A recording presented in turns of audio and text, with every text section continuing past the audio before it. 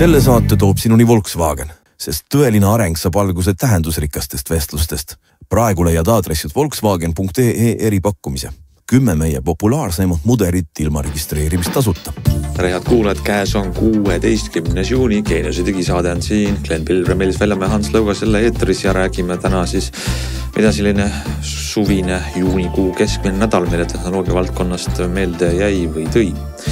Räägime, mis hakkab juhtuma sügisel Eestis, mida saab telefoniga teha, mida ei saa teha.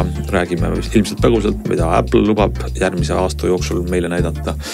Räägime natukene erinevatest tehnikaseadmetest, mis on järele proovitud ja vist jõuame ka kirjarubriiki. Selline saade.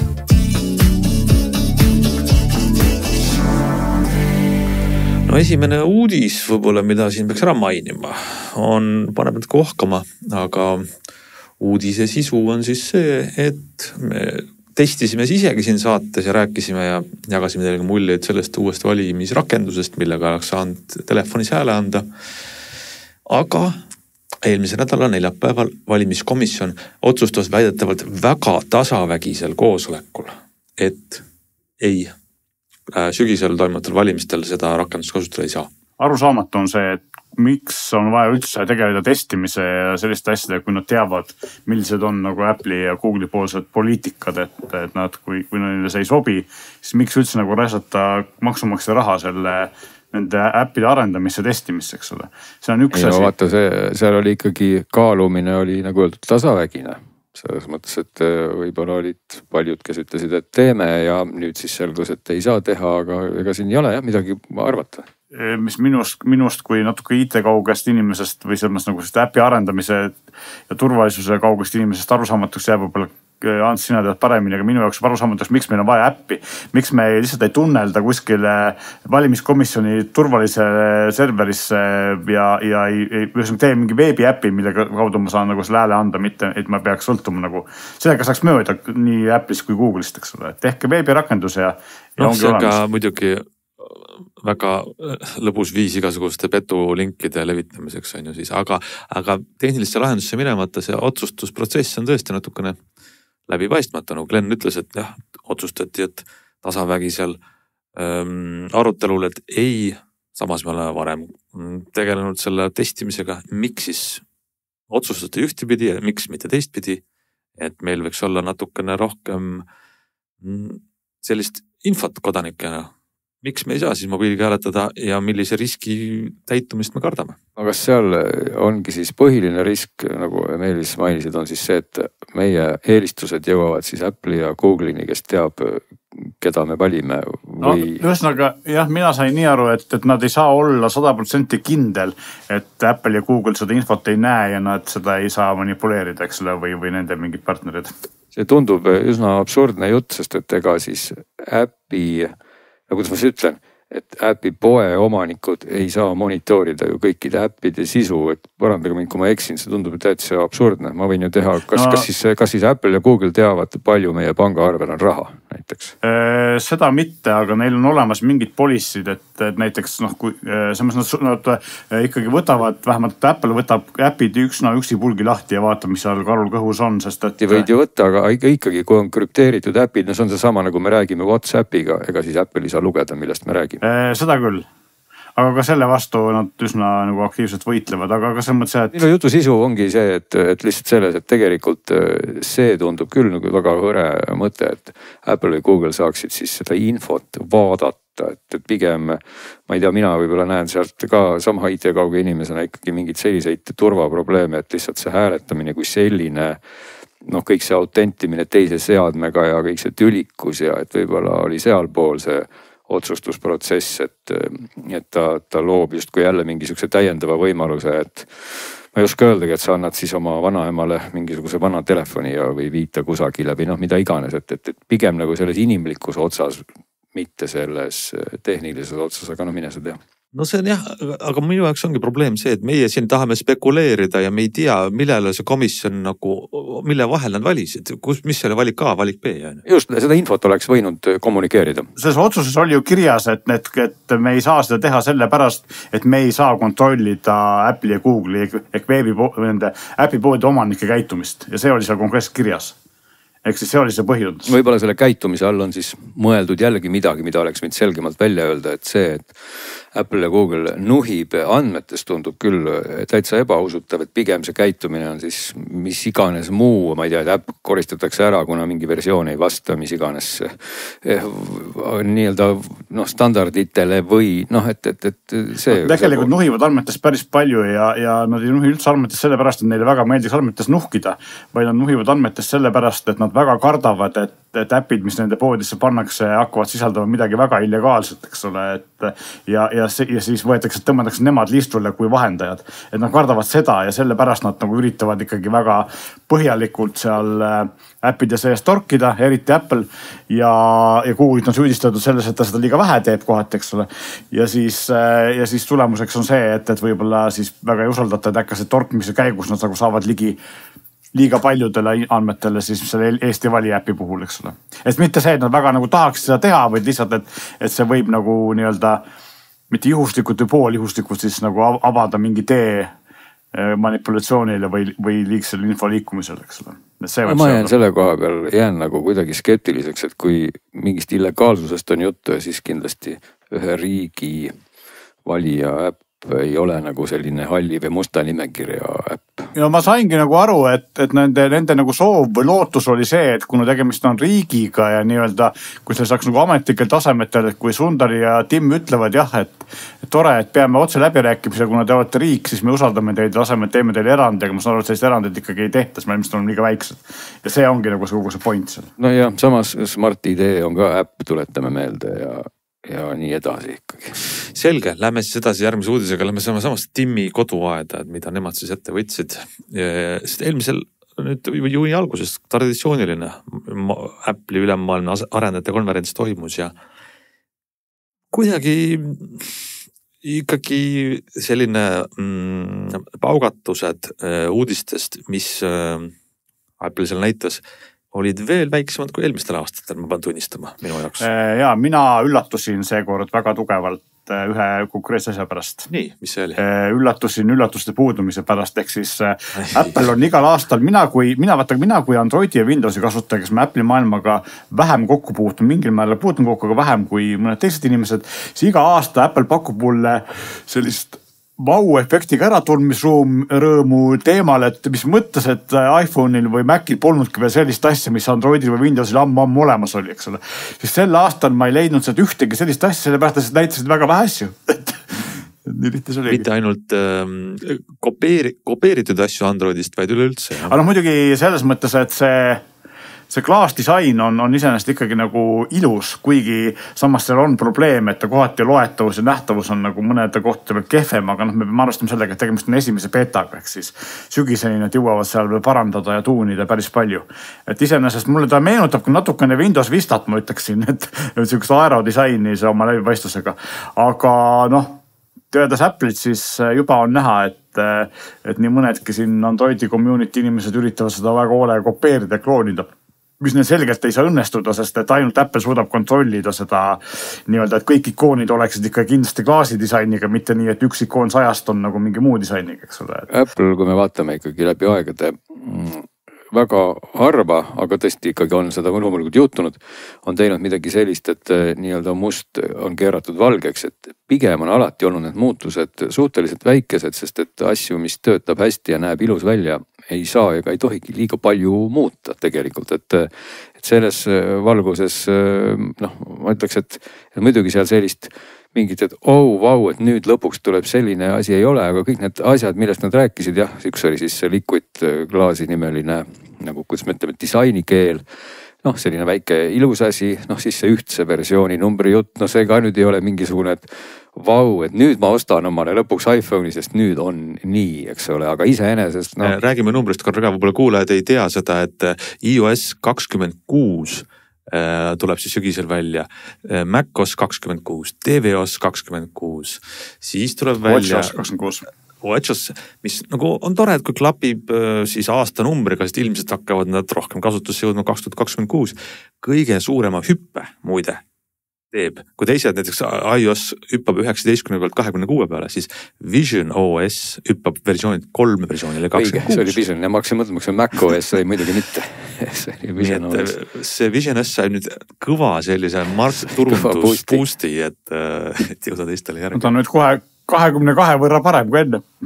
Just. Jah, et see, et üldse aasta arvuga on seotud operatsioonisüsteem on hästi ja ma pean nagu tunnistama, et mina siiamaani üldse ei süvenenud, aga tundub, et kas Samsung tegi seda teadlikult või kogemata või kas Samsungi need S-seeria mudelid on ju ka kõik aastatega paralleelsed ju. Ja nad hüppasid ka vist 10 pealt 20 peale, kui 2020 oli aasta või midagi sellist. Ja, et ma olen kuidagi läks suhteliselt radari alt läbi ja ma ei viinudki kunagi aastaga kokku, mis näitab, et seda tulebki kommunikeerida. Et selliste tüüpide jaoks nagu mina olengi, see ei mõtle väga palju. Et öeldagi, et nii, nüüd on see operatsioonisüsteemi number võrdne aasta arvuga, jätke see palun meelde. Aga mulle meenutab see autode natuke. Autodel on mudeli aasta 26, et 1 aasta tulevikus, sest nüüd tuleb sügisel peaks tulema meile see uus versioon välja. Ma saan sügisel siis 2025 sügisel 26 aasta tarkvara. Kuigi sama autode puhul on see veel nagu ka keeruline, sest ega nad tegelikult ka ei kommunikeeri seda ja võib-olla nüüd meelega ei kommunikeeri, et panna lauamudelid eelmise aasta ringi mudelid nii-öelda ära müüa veel, sest et tegelikult kui sul on ikkagi seal mingisugune, ma ei tea, Toyota Corolla, siis sellel seda mudeli aastat nagu sa ei küsis ja kas sa väga pakkumistes väga ei näe, eks kui neist väga seda rõhutada ei taha. Nii et aga jah, et selles mõttes minu arust see on hea muudatus just sellepärast, et see võib tekitada nagu sellis keskmises kasutajas segadust, kui mul on nagu iPhone on ühe numbriga ja Apple Watch on teise numbriga, et kas siis see on nagu nii palju vanem või vastupidi, et nad ei lähe kokku ja selline tehnikas kauge inimene ikkagi, kui seal on sama number, eriti vist veel on aastumbriga sarnane, siis see tegelikult on lihtsustamise mõttes minust väga mõistlik liigutus. Ja. Aga autodest just rääkides, autod olid seal ka vägagi teemaks, et uus CarPlay üleüldse uute funktsioonidega siis iOS 26 ja siis lisaks ka CarPlay Ultra. Ja sinu rõõmuks muidugi nüüd saab siis iOS 26-ga CarPlays vaadata videot, et see sulle meeldis. Aga siiski mitte sõidu ajal. See oli vist see meie tüli küsimus. Ja mina ikkagi endiselt tahaksin vaadata videot loomulikult sõidu ajal, aga seda ikkagi ei saa, aga videot saab siis vaadata ka üle AirPlay muide. Aga lisaks, kui need nagu jagada võib-olla 2, et üks asi on siis see CarPlay Ultra, mis ongi nagu nimi ütleb selline eriti siis Ultra, et omab funktsionaalsust rohkem, aga lisaks Ultrale siis ka tavaline CarPlay sai juurde üksjagu selliseid väikseid asju, et näiteks erinevate ekraanide peal skaleerimised, et töötab paremini, siis näiteks, et teavitused tulevad sulle siis teist nii-öelda kompaktsemalt, ilma et peaks siis eraldi avama midagi muud selleks, siis et saad ka lisada neid CarPlay nii-öelda, kuidas ma ütlen, vidinaid siis otse nagu instrumentidelt ekraanile, et selliseid nagu väikseid asju, mis ilmselt kasutatavuses ongi sellised, et inimene, kes kasutab, saab aru, et midagi on juhtunud, aga võib-olla nagu huvitav pool seal on see, mis natuke, ütleme selle ka minu nagu autotestimiste karjääri jooksul siin just eriti selle Renault 5 puhul ja muide mainisime seda ka, et on seal 2 või 3 erinevat assistenti. Et Ultra nagu toob minust väga hästi nüüd selle poole veel esile, et Ultra siis proovib olla veelgi rohkem võtta nagu autost sellist jämedat otsa enda kätte, ehk et kui sa paned siis oma iOS seadme sinna, siis tegelikult läbi selle CarPlay Ultra oleks ka siis kontrollitud autofunktsionaalsust kõvasti, et ta oleks nagu väga integreeritud autoga, aga teistpidi ka auto ise oma tarka assistenti, kes on ka integreeritud autoga ja siis me oleme olukorras, kus sa võid öelda hei Siri, et tee aken lahti või ütled siis hei Aston Martin või praegu Aston Martin on nüüd üks eksklusiivsetest partneritest, kellel Ultra esimene tuleb. Auto, millega sa saad seda, jah? Jah, et tee aken lahti, et sa pead nagu, sul hakkab tekkima selline dual personaalne auto vägagi, et nagu omamoodi nagu segadust on see tekitav, vähemalt mulle teoorias tundub ja praktikas oli ka näha, et... Ja ära unusta, et Siri edastab osada küsimused ka veel ChatGPT-le, et sinna vestluses tuleb 3. osapool, auto, just. Siri, ChatGPT, sina ja siis püüa seal aru saada, mis toimub. Ikkagi jätkuvalt käivad kuulujutud, et Apple lisab lisaks ChatGPT-le sinna ka teisi partnereid, et see võib olla Google või Perplexity või kes iganes, nii et see skisofreenia läheb veel suuremaks. Seltskond läheb veel suuremaks. Sa tahad küsida ühe küsimuse ja siis suur hulk nagu inimesi sekkub. No, tegelikult need vidinad seal CarPlay ekraanil mulle nagu meeldisid pildi pealt vähemalt, et need olid nagu ilusad ja kasulikud, eks ole, et see nagu trend on nagu hea. Aga mis ultrasse puutub, siis seal on nagu tegelikult ultrad, kui sa oled rikas, saad juba praegu proovida, kui sul juhuslikult on Aston Martini uue mudel, paar uuemad mudelid, siis nendele saad juba seda CarPlay ultra praegu paigutada. Või samas nagu ühendad telefoni ja ta töötab, kui softi uuendus tehtud. No ma pean ka ütlema näiteks, et üks uuendus või mida mainiti, aga tõepoolest tuleb tunnistada, et see on olemas ka Google'il ja just siin oli selles samas Renault 5, millega me sõitsime muide ja on ka selles autos, millest me võib-olla täna jõuame paar sõna rääkida, oli just välja hõigatud see, et sa saad siis juhi ekraanile samuti kuvada siis mitte ainult siis autosisest navi, aga ka äpipõhist navi, olgu siis näiteks selleks Waze, siis oli see sama funktsionaalsus Google'il ka kenasti olemas, et sa saad, me isegi rõõmustasime selle üle, et sa saad sinna juhi ekraanile siis kuvada ka asju, et tegelikult samamoodi nagu mainitud, et näed, et Androidil või Google'il juba on, et Apple tuleb ka ja teeb sellest suure uudise. Et mulle nagu tundub kuidagi, et niimoodi vaikimisi seesama autode Google'i platvorm sisaldab üsna paljudki, mida nagu Apple praegu oma CarPlay Ultraga nagu tegi väga suureks uudiseks. Ja samamoodi puudutab see ka autofunktsionaalsuse juhtimist, sest tuletame meelde, et ka Renault's on siis see Google'i põhine tarkvara, mis on ka assistendina võimeline kontrollima autofunktsionaalsust. Kuidagi Meelis Tartarile see ei jõudnud ikkagi, et see on see asi, mis on juba Androidis olemas. Nüüd ongi siin see erinevus, eks ole, jällegi me räägime Google versus Apple ja kuidas siis filosoofia on väga erinev, siis ongi see, et CarPlay Ultraga Apple tahab, eks ole, et kui auto on siis CarPlay Ultraga ühilduv, siis kõik nii-öelda need näidikud, mis siis läbi CarPlay jooksevad ja siis lõpuks tagasi ekraanil jooksevad, saaksid olema nagu Apple'i disainiga. Võib-olla saab see tootja seal midagi oma poolt natukene tuunida, aga põhimõtteliselt need asjad on Apple'i poolt disainitud ja näevad igal pool ühesugused välja. Siis Google'i filosoofia on vastupidine, eks ole, et nemad annavad nagu selle Androidi baasi ja iga autotootja saab teha selle selliseks, nagu ise tahavad. Päris täpne see siiski ei ole. Juba esimese CarPlay, kui see CarOSi väljatulekuga, mida tahtsid opsüsteemiks teha, lubati, et kõik on nagu modulaarne ja kujundatav, ükskõik kas sa oled klassikaline Rolls-Royce või siis mingi moodne linnaauto ja see on disainikeel. Komponendina võib-olla see opsüsteemi poolt, aga välimus on nagu unikaalne. Mina olen sellest aru just saanud niimoodi, et selle pärast erinevalt Google'i Android Automotive'ist ei ole siiamaani CarPlay Ultra olnud autodes saadaval, sest autotootjad on selle väga kõvasti vastu puksinud, sest et Google annab autotootjatele vabaduse tuunida ja Apple seda ei tee ja see oli nagu see autotootjate poolne probleem, miks nad seda pole siiamaani kasutada tahtnud. No üks asi, mida ei saa ka ära unustada kogu selle Android autonduse ja Apple CarPlay'nduse juures on see, et nad on seotud minu nutiseadmega, aga autotootjad ei saa mulle müüa autot, mis nagu põhimõtteliselt tähendab seda, et kui ma iPhone'i ära võtan, siis kaob mul sealt ära mingi akulaetuse näidik või muu tuli, et tegelikult autole endal peab olema ka opsüsteem väga hea sinnamaani, et kui ma panen nüüd telefoni külge, siis ma saan justkui midagi veel juurde, aga mitte nii, et kui ma võtan nüüd sealt CarPlay Ultra ära ja siis põhimõtteliselt on mul must ekraan, et öeldakse, et vabandust, et kõik kadus ära. Lähme siis edasi, ma tean, üritusel oli veel uudiseid ja iPadid muutuvad targemaks ja kindlasti jõuame neist veel rääkida üksikute seadmete lõikes aasta jooksul, kui need jõuavad meieni, need uudised. Aga räägime siis võib-olla vahelduseks mõnest käekatsutavast asjast, mida meil on siin seltskonnal olnud võimalus proovida. Ja esiteks Glen, kõrvaklapid. Jaa, no siin annaks selle jämedama otsa võib-olla Meelise kätte, kes teab, mis numbrid need on ja need olid ühed väiksed, mis on siis Bowers and Wilkinsi nupud, mitte siis. Bowers and Wilkins BI8. Jah, nagu nööbid, mis ei lähe siis kõrva peale, vaid nagu ikka need samad nööbid, millest me vahepeal siin rääkisime peaaegu igas saates ja no Eelis võiks rääkida nendest siis, miks me nendest räägime näiteks? Me räägime nendest tegelikult jah, miks me nendest räägime on hea küsimus, sest nad ei ole tegelikult üldse väga uued klapid, nad on peaaegu aasta vist müügil olnud või äkki rohkem, peaaegu aasta. Ja räägime sellepärast, et tegelikult on heli poolest vähemalt väidetavalt ühed parimad klapid, need väga kiidetakse.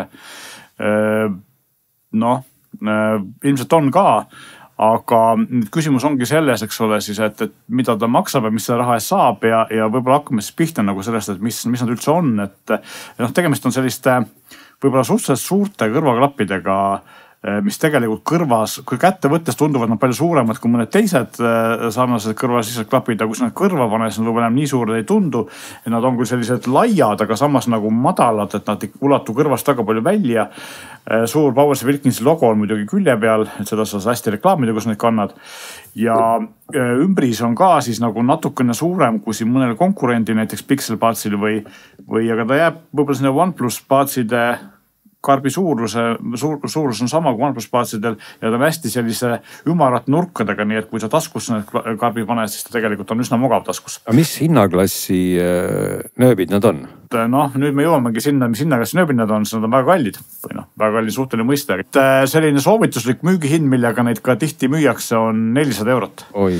Ja siin mõni aeg tagasi oli Euronixis soodushinnaga 299 ja Valihelis on praegu 315 soodushind, aga mõlemad poed näitavad nagu tavahinnaks 399, eks ole, et nad on päris kallid. Ja nüüd ongi küsimus selles, et kas nad on nagu seda hinda väärt ja mina ütleks, kui 300 kosta, siis ilmselt on, kui 400 kosta, siis võib-olla mitte, kuigi igal pool antakse neile nagu maksimumpunkte ja peetakse seda heli nagu väga heaks ja minule ka see heli täitsa meeldis, et see heli oli mõnus ja selline detailne nagu Bowers & Wilkinsi heli viimasel ajal ikkagi on. Ja passi oli hästi ja kõrged olid mõistlikud minu kõrva jaoks. Aga noh, ma samas ütleks kohe, et 299 tavahinnaga Technics ja AZ100, millest ma just mõni aeg tagasi rääkisin, teevad minu arust väga sarnast häält ja on kõrvas mugavamad ja on kõvasti rohkemate võimalustega ja äpp on parem ja nii edasi, nii et ma enne vastaks Technicsit ise. Et kui sa just ei ole suur Bowers & Wilkinsi fänn, aga kuidas Glen sulle tundus? Ma korraks kommenteerin külje pealt seda, millest sa alustasid see disain, et juba isegi enne kätte võtmata nad ikka näevad välja sellised miniatuursed võimendid või noh, nähtavalt ja tuntavalt suuremad ühikud su kõrvas, mille külge on siis pandud see väike kõrva kuulmekäiku käiv kõlar. Aga kui sa mõned sinna kõrva sisse, tõepoolest, kuna inimese kõrvaauk nii väike ei ole, nagu need paljud nööbid on, siis ega ta seal, noh, ta nagu istub seal nüüd küll, aga jah, ta on selline kuuldeaparaadi tundega asi natukene. See ongi tegelikult petlik ja selles mõttes mina ka imestasin, et kui ma vaatasin neid pilte, eks ole, erinevad testid omasid, siis mulle tundus ka nagu üüratult suured. Siis kui ma endale kõrva panin ja läksin peegli ette, siis ma sain aru, et noh, tegelikult nad ei tundu nii suured, kui pildi pealt võiks eeldada. Omal ajal olid, mis iganes Sony mudel see oli, et Sonyl oli kombeks teha ka üsna suuri nööpe ja mingisugused neist ikkagi ulatusid ka üksjagu. XM-seeriad tegelikult ju 3 ja 2 olid väga suured. Jah, nad olid ka väga suured, sellised siis horisontaalselt pidi, nii et sa siis käisid ringi nagu väike tulnukas, et seda kindlasti nende Bowersitega ei ole, aga tead, selle heliga on küll nüüd selline lugu, et mitte, et see heli oleks halb, seal vanu häid passe on seal küll mõnusalt, et alumine on väga hea ja keskmisi on jälle pigem natuke vähem ja kõrgetega on jälle natuke, vähemalt mulle tundub tehtud mingisugust kummalist asja, et seal kusagil 7-8 kilohertsi, mis see sagedus umbes seal kipub olema, on nagu mingisugune kitsas korrektsioon tehtud, et nagu seal on seda sära ja teravust, aga see on selline, ta nagu kipub olema nagu igal lool umbes sama koha peale, seda ei saa nagu equalizeriga ka kuidagi tasandada, et kui siia ma panin kõrvale natukene erinevaid teisi nööpe, mis mul siin riiuli pealt võtta olid siin Huawei'd ja Pixel Buds 2 ja midagi oli vist veel.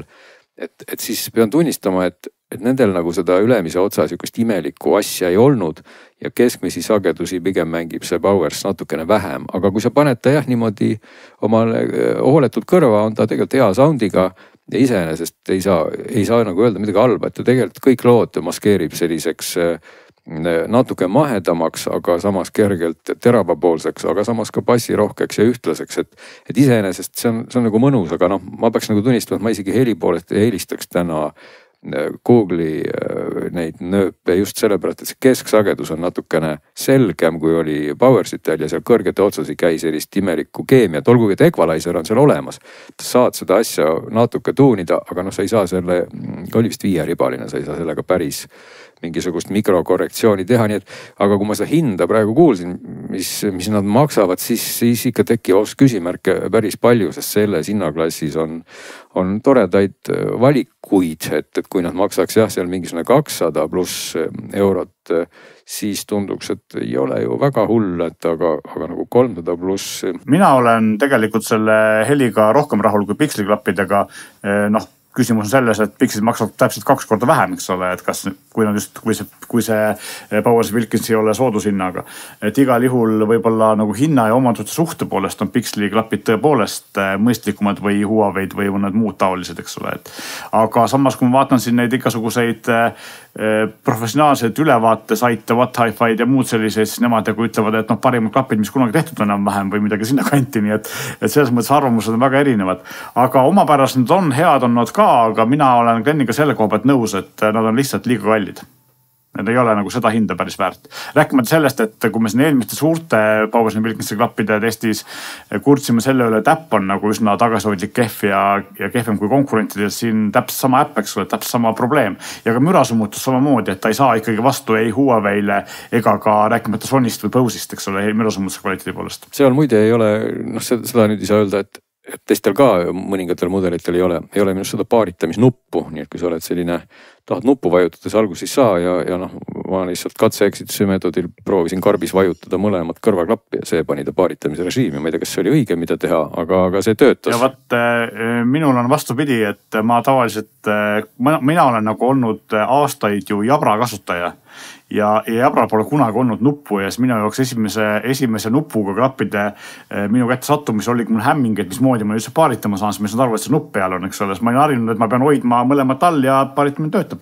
Aga tegelikult tänapäeval on muidugi see, et kui sa võtad karbist välja, siis ka nendel klappidel on, kui sa oled Androidi kasutaja, siis on olemas Google Fast Pair, ehk siis nii kui sa karbist välja võtad, siis telefoni digidel on, siis telefoni peal hüppab see, samamoodi nagu AirPodsi iPhone'i peal hüppab see ekraanik, eks ole, et nüüd on... Ja mulle millegipärast küll ei hüpanud, et mine see kinni. Sellepärast ilmselt ma arvan, et need olid juba minu telefoni küljes ühendatud. Võib-olla, et nad ei olnud siis nagu päris uued, aga ma pean tunnistama, kuna ma Jabrat ei mäletanudki, siis see, et ma hoian seal 2 nii-öelda nuppu all, selle ma suutsin täitsa kuidagi mõelda oma tehisintellektiga välja ja see nagu töötas, aga tõepoolest alguses ma ikka vaatasin ja juba vandusin, et miks ei ole nuppu, sest et nupp tundub alati nagu lollikindel lahendus, aga... Sellega ma olen nõus, et see on lollikindel lahendus. No võtame siis kokku, et kuigi klapid võivad tunduda väga head arvustuste põhjal, siis tihti on tegelikult saada sama häid ja paremaid ja soodsamaid alternatiive, nii et tasub teha eeltööd, uurimistööd. Ja põrutame nüüd siis edasi. Ja räägime, Glen, sa käisid põrutamas ringi ühe meeldejäävas sõidukiga seekord, autoga. Autorubriiki jõudis ikkagi seda puhku võib-olla siis täpselt vastand siin paljudele teistele autodele, millega me oleme viimasel ajal sõitnud, ehk et me oleme sõitnud siis kas odavate Hiina autodega ja võib-olla ka siis mitte nii odavate Hiina autodega, mis ikkagi oma omaduste kohta on väga siis soodsad ja siis me oleme sõitnud siin väga väikeste autodega.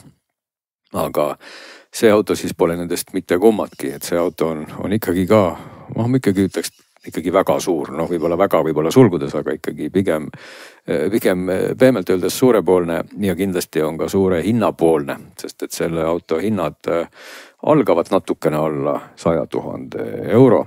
Ja tõsi, praegu on küll selline sooduskampaania ja võib saada vist juba alates mingisugune 80, vaatad 9 isegi midagi kätte, aga nagu ikka siis BMW-l kombeks tuleb siis lisasid sinna juurde panna ja eks see hind ikkagi kruvib, nii et 100 000 hinnaklassi auto, BMW iX uus mudel, ma ei teagi, ma ei ole ka nii spetsialist BMW mudeli valikus, et ta ei ole nüüd päris selline uuendus, et ainult iluvõret on muudetud, aga ta on nagu siis ikkagi mudeli uuendus, et ta ei ole nagu uus mudel, et BMW iX oli ka ennem olemas, mis siis võiks liigituda selliseks BMW elektrimaasturiks. Noh, ja tundsid ennast siis nagu Saksa luksus selle linnamaasturi vedrustusel õõtsuvat läbi Tallinna. seal vedrustus vist õõtsub ka ikkagi mingi muudetavad ja õhk ja kõik need muud jutud peaks olema seal olemas. Ja on ka 23 tollised rattad, et valikus on küll natuke ka väiksemaid, aga sellel konkreetsel juba oli. Sellised vankrirattad. Ja, et kui sa vaatad, kuhu auto, selline tippmudelite tööstus liigub, et see on see oleks tundunud veel mingid aastad tagasi ikka päris hull lugu, et kujutad 23 tolline ratas, et olid ju ajad, kus meil ostsime 13 tollised just ja siis valuvälg oli 15 tolline ja siis juba oli vau, et selline õhuke rihm on seal peal. Nüüd me oleme siis jõudnud 23-ni ja ei saa öelda, et see ratas seal auto all oleks kuidagi ebaproportsionaalne. Kuna ta on tõesti suur, siis see suur ratas, kus peal muide ei olegi kõige mikromeetri jämedusega rehv, et ta tundub täiesti okei. Et ma isegi imestasin, et need rattad on nii suured, et see loed sealt rehvi pealt ja vaatad, mis mõttes tõesti on 23. Et kui seda autot vaatad, eks minge vaadake pildi pealt või päriselt, siis ta kuidagi ei tundu selline hiidrataste peal olev väike auto, vastupidi, et kõik on väga proportsioonis ja võib-olla seesama suur ratas maskeeribki selle auto visuaalselt väiksemaks, sest et kui välja jääd rattad suured, siis auto ise ka ei tundu nii suur. Et ta on läinud selliseks tagasihoidlikumaks ja väga välimuse üle võibki vaielda, et ei hakka seda siin pikalt kirjeldama, minu arust näeb ta suhteliselt kena välja. Aga mis puudutab seda nagu sõidu ja seda poolt, et sellest digitaalsusest peaks ka loomulikult meie saate rubriigis rääkima, aga kui see sõidu pool võib-olla kokku võtta, et siis olles siin nüüd sõitnud ka nende suurte hiinlastega, GVM Way 05 oli väga suur, 03 oli natuke väiksem, küll pistikhübriidid, et siis ma olin täiesti ikkagi üllatunud, et kuidagi BMW oskab teha nagu selle suure auto juhi jaoks väikseks. Et ma nagu olles just tulnud GVM-ist, kas see oli eelmisel või üle-eelmisel nädalal, mil sai proovitud, ja see auto oli nagu tõesti jõehobu. Sa tundsidki ennast sellises mõnusas suures kombainis, ta õõtsus ja sõitis ja kellele selline suur kombain meeldib, ongi nagu hea. Aga see BMW iX just ei jää mõõtudelt, võib-olla nüüd on väiksem, aga igal juhul visuaalselt ta küll on sama klassi masin, kaalub ka mingisugune 2,5 või 2,6 tonni. Mitte üldse kõige kergem auto. Ja kui sa istud sinna juhi kohale, sa tunned, et sa oled nagu väiksemas autos. Et kuidagi kogu see juhitavus, see tunnetus, kõik kuidas sa seal oled, et jah, sa muidugi ei ole päris sellises Renault 5 küll jah, aga auto vaata, et on peaaegu 2 korda raskem ja kindlasti ei tundu nüüd, et sa oleksid istunud siis kaardist sellises maadevahelisse veoautosse, nagu võiks arvata, et kuidagi on BMW inseneridel õnnestunud maskeerida see kaal ja kogu selle auto mõõdud ära, et juhi jaoks ta ei tundu selline kobakas, et tal on muidugi üüratult jõudu, see oli siis 400 kilovatti, nagu ma ei eksi. Ja 100 kiirenduse number seal 4,5, 4,6 sekundit. Tal on hullupööra palju jõudu, et eks see aitab ka kaasa sellele kergusele, aga kogu see juhitavuse pool ja seest ka pean tunnistama on BMW vist astunud nagu sammu natuke sellise minimalismi suunas, et ta näeb välja väga kallis ja väga viimistletud, aga tal ei ole nagu eriti üle pakutud, et võib-olla välja arvata need BMW sellised, need on tal juba ammu olnud sellised Swarovski imitatsiooniga kristalllülitikesed, et kõik nagu helivaljuse nupud ja valikunupud ja istme reguleerimise nupud ja kõik on sellised kristallist tehtud, et see koht natuke vihjab sinna kusagile lõunamaiste eelistuste suunas, aga muidu ta on küll seest minimalistlik ja istmed väga head, istmeid saab reguleerida siis ka, see on ka varem olnud, aga must on see väga hea asi, mida paljudes autodes ei ole, et sa saad seda nagu selja, kuidas ma siis ütlen, neid külgtugesid saad ka reguleerida, kas kokku või lahku. Et kui sa oled juhtumisi selline kõhnem või vastupidi toekam inimene, siis võibki juhtuda, et ühele tundub iste jube logisev ja avar, teine ütleb, et ma ei mahu hästi ära ja mina olen pigem nagu selline, kes tahaks seda istet niisuguseks tihedamaks tõmmata, vaat seda saab teha, et see on nagu väga äge, et sa saad siis istet muidugi reguleerida kõikides maailma suundades, aga siis on olemas ka see suund, kus tõmmata istet kokku. Väga hästi saad sinna ennast mahutada ja tunned ennast tõesti mugavad, rääkimata muidugi jahutustest ja massaažidest ja kõigest, mis seal on olemas. Aga sealt üks samm siis edasi ongi need digitaalsed sõidurežiimid, mida oli seal umbes täpselt kas 3, 4, 5 tükki, tavaliselt autodes kipub olema, et sport või siis mingisugune öko ja võib-olla normaal ja midagi veel, aga BMW on siis lisaks sellele spordile ja ja ökotamisele ikkagi tehtud sellised digital art ja expressive ja selliste nimedega sõidurežiimid. Sõidurežiim digital art. Jah, sõidurežiim digital art just nimelt ja siis digital art on siis selline, et ekraani peal on siis digital art. Ekraane on tal 2 tükki, mis on ühendatud selliseks üheks triibuks. Oleks võinud olla ausalt nagu suuremad, et nüüd juhi ees see triip on okei. Seal on okei, et sul on selline suhteliselt kitsas triip nagu horisontaalsest, ma ütlen siis vertikaalne mõõde on sellel triibul kitsas ja horisontaalne mõõde on pikk. Et juhi ees on see väga okei, aga see ülejäänud triibu osa, mis sinna keskele ulatub, no see pigem võiks olla nagu ka vertikaalsuunas natuke kitsam või laiem, et ta on niisugune ahtake praegu, et kui sa sinna siis selle digital arti kuvad või ka kas või Waze'i kaardirakendus või midagi muud, et lihtsalt ei jää sul kuigi palju seda nii-öelda üles-alla ruumi, et selle tõttu asjad kipuvad seal olema pisikesed ja seetõttu ka digital art ei ole väga suur. Aga siis seal erinevad värvimullid värve muudavad, aga sellega koos loomulikult muutub ka, sa saad ise seda ka õnneks natukene seadistada, aga muutub ka kogu auto olemus, et tal on teadupärast selline katuseluuk, mis siis ka on, katusluugil ei ole katet, vaid katuseluugil on valikud, kas ta laseb valgust läbi või ei lase. Et katuseluuk võib olla matt klaasist, siis päike ei sira sulle sisse, ta on siuke hele, aga päike ei paista läbi või siis nupuvajutusega katuseluuk muutub täiesti läbipaistvaks. Siis selle sõidurežiimiga ka, kas siis katuseluugi olukord muutub istmete massaaži funktsioon, siis loomulikult ekraani värvilahendused ja siis muidugi loomulikult ka auto sõiduhääled. Nii et ja siis auto nagu tunnetus, nii et see kõik kokku siis loob sellise paketi, mis siis on siis kas ekspressiivne või digitaalne kunst ja eriti just nagu koomiline pool, seal just nagu see sõiduhäälte osakond, et see oli siis igas režiimis oli see, kirjeldada on seda raske, aga erineva kaliibriga kosmoselaev, mis siis imiteeris kuidagi või jäljendas minu kiirendipedaali vajutust, et kui oli selline vabakäik, siis ei olnud peaaegu üldse mingit häält, aga kui juba lasid pedaali lahti, siis seal mingi režiimiga oli umbes selline hääl, nagu mul oleks piduriketted kulunud ja kergelt peale jäänud, et selline tunne, et ma peaks nüüd teenindusse selle autoga, peaks nad kuidagi vilistama ja kui sa siis rohkem vajutasid, siis ta oli selline väga bassine, väga kosmoselaev, aga samas oli seal ka režiim nimega Relax ja see siis kohe tõi suure paralleeli selle viimati kiidetud Jean-Michel Jarre ja Renault 5-ga. Tegelikult tahtsingi küsida, et väga põnev oleks kuulata, mida siis sakslased teevad esiteks teistmoodi prantslastest ja kolmandaks kogu see kogemus, mida sa oled saanud Grand Wall Motors ja Hiina sõidukitega ja tegelikult korealased on ju ka väga tublid. Et kas sakslased suudavad siis selles kogu digitaalses kogemuses ja mugavuses olla teistega samal pulgal või isegi neist ette minna? No vaat Renault kuidagi tõstis ikka selle pulga nagu väga-väga kõrgele, et pean nagu tunnistama, et BMW-s, nagu ma ütlesin saate esimeses pooles ka, selles mõttes see pulk ka tõusis kõrgele, et sa saad näiteks siis navi juhi eesmisele ekraanile kuvada.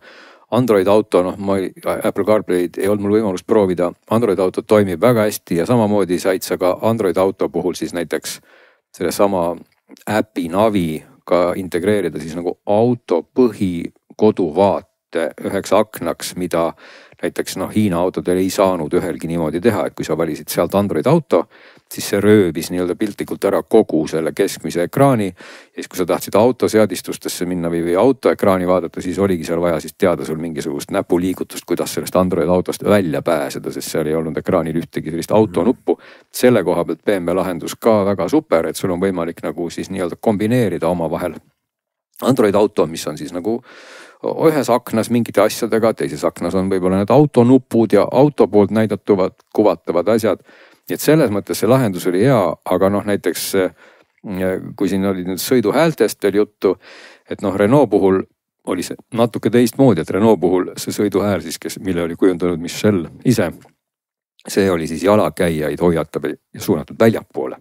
Aga BMW kõik need superhääled siis olid suunatud ikkagi salongi ja väljapoole minust päris sellist sellist kosmosele vist ei kostnud, vaat ei tea, ei saanud kuulata ja kuna auto on nii kiire ka, siis ei oli võimatu öelda kellelegi, et kuulake, mis häält teeb. Et aga see sama režiim siis, mille nimi oli Relaxed ja kus siis tõesti, see oli ainuke, mis konkureeris ka hääle mõttes selle Renault 5 sellise meeldiva sellise ambient core, kaldkriips, süntesaatorite häälega. Samamoodi oli seal kogu aeg selline põhitoon, kui sa siis seisid nii-öelda foori taga paigal või autos seisid, siis oli kogu aeg seal siis C-dies, oli see noot, ehk siis C-dies major või do-dies major on vist korrektne öelda. See oli siis see helistik ja kui sa hakkasid siis kiirendama, siis lisandus täpselt samamoodi sinna selliseid akordinoote.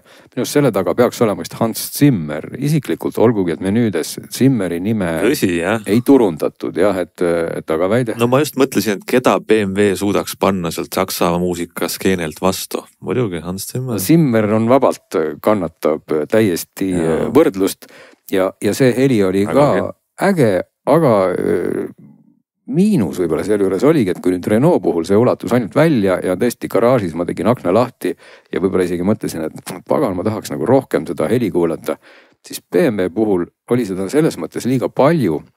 Ja kui sa valisid kas või seesama relaxed mode'i, siis kogu aeg seesama do dies major umistas sulle kõrva erinevate akordidega, millest põhimõtteliselt oli ainult 2 nooti kogu aeg, kas siis oli 5 aste ja 4 aste ja siis jälle toonika ja need omavahel muudkui seal kombineerusid ja muutusid.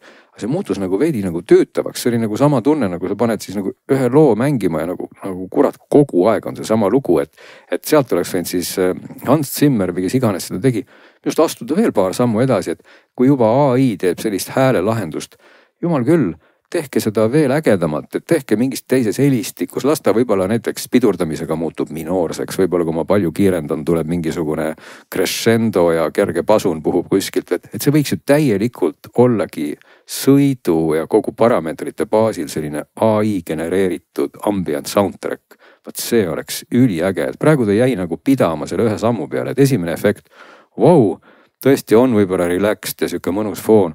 Kogu aeg on see üks ja sama toon, eks ole, et siis ja eriti kui sa tahad kuulata raadiot ja mingit muusikat, no siis ilmselgelt muutub siis väga huvitavaks, sest siis hakkab see nagu häirima, sa võidki selle siis loomulikult ära võtta.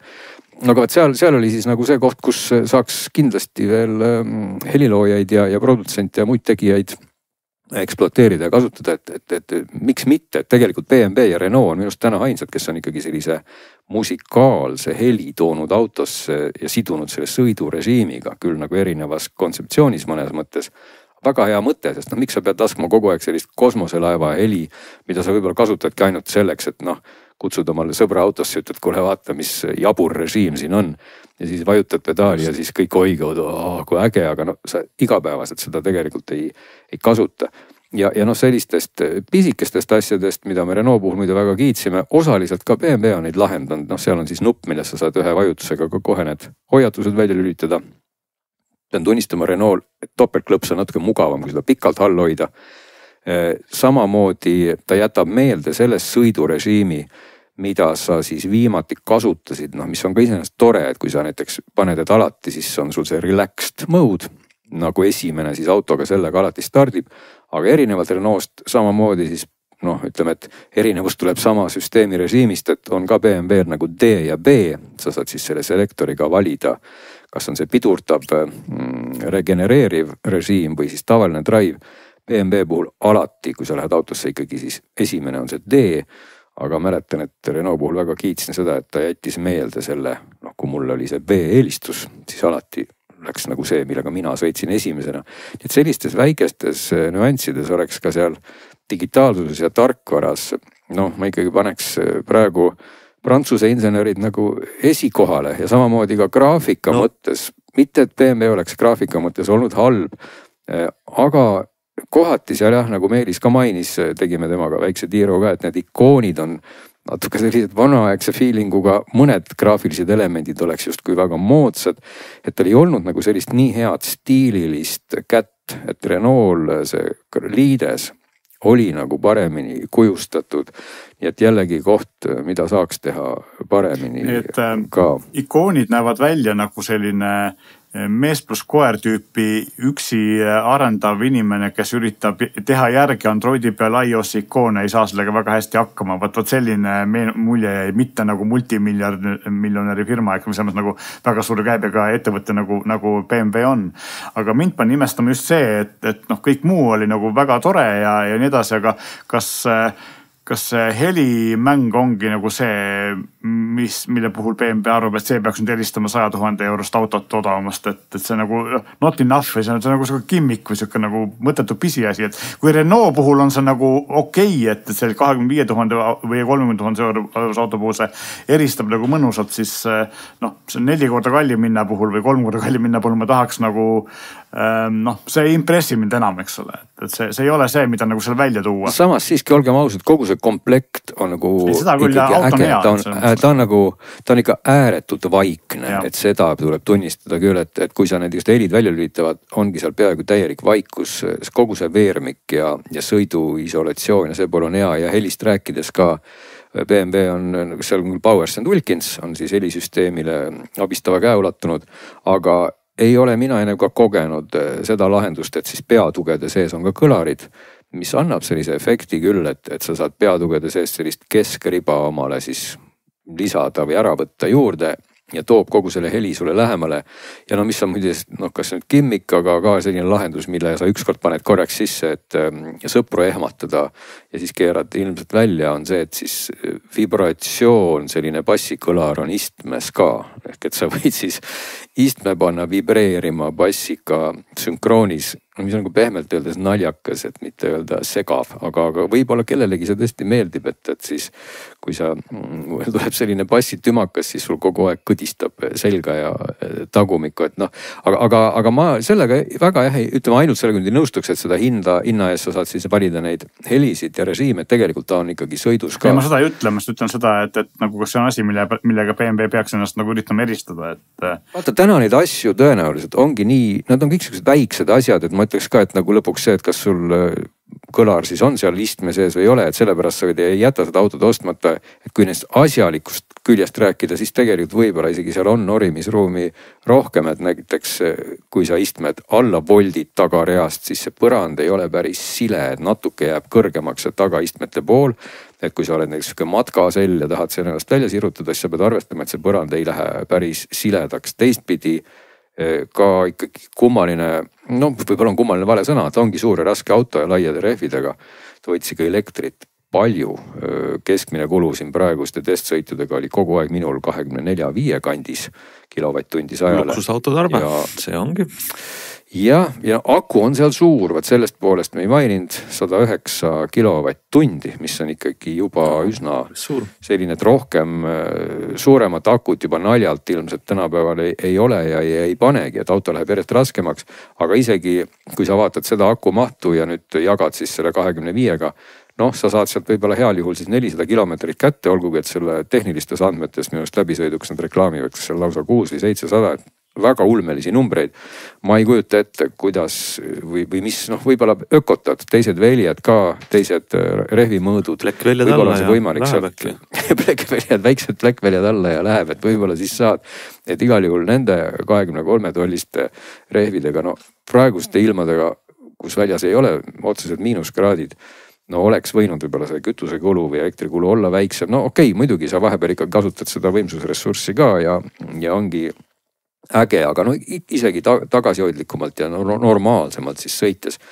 Elektrikulu on suur, nii et selle autoga Eesti mõistes ei ole just probleem, et meil jõuad sa Tartusse ja tagasi ilmselt küll, aga jällegi võib-olla see sihtgrupp, kes tahaks autobaanil 200-ga sõita, ma näen nagu seda kohta, et on see elekter ei nagu visa tulema, kui seal mingi miljonär, kes parajasti lennukiga ei lenda, tahab oma diisliga siis 200-ga sõita Saksamaa ühest otsast teise, siis selle elektriga pead sa tegema neid pause rohkem. Aga veel kord, selle raha eest sa saad tegelikult ikkagi väga-väga kvaliteetse auto, mis ei tundu nagu jõehobu, kus on kõvasti sellist varustust, võtab küll elektrit rohkem, aga see käib asja juurde, suur masin.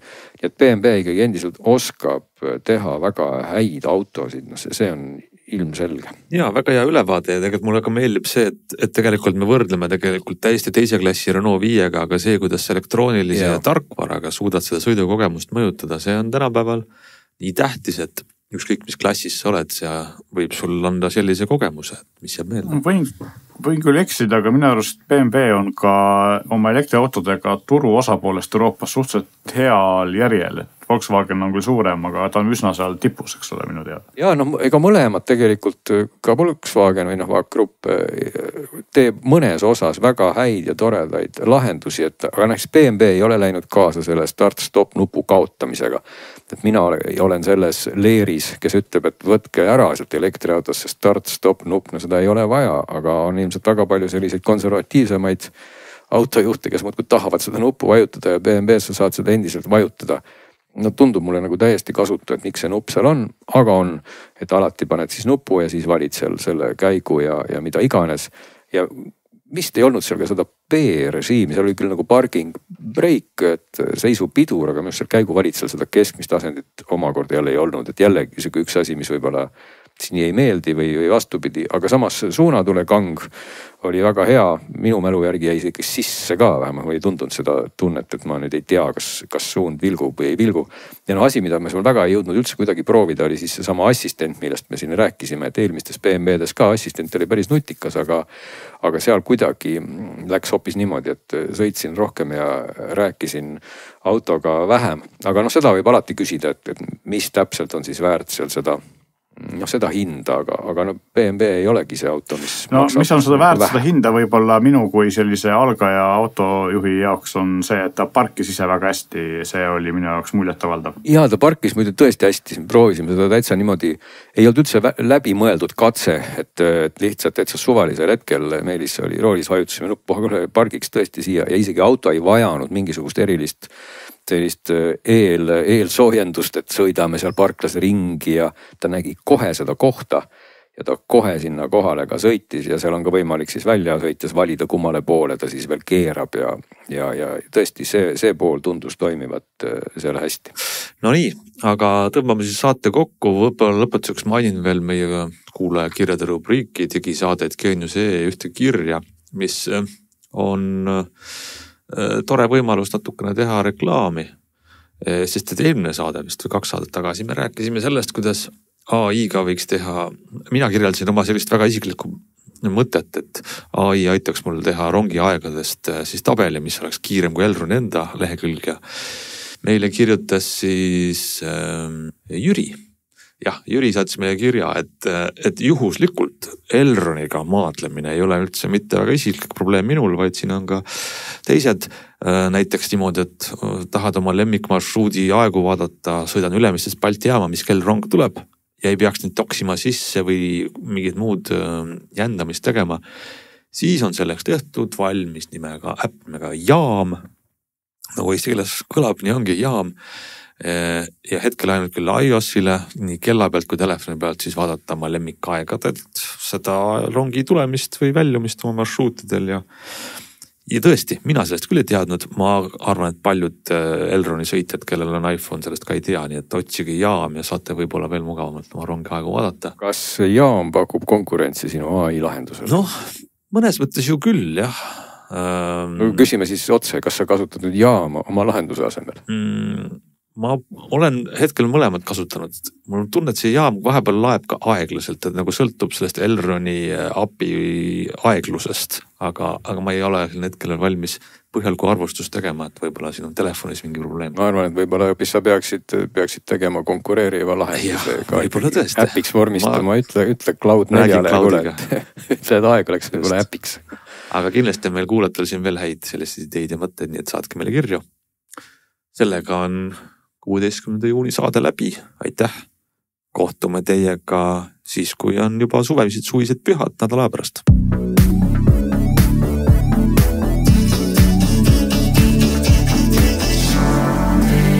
Saadet toetab Volkswagen, luues elukestvaid suhteid.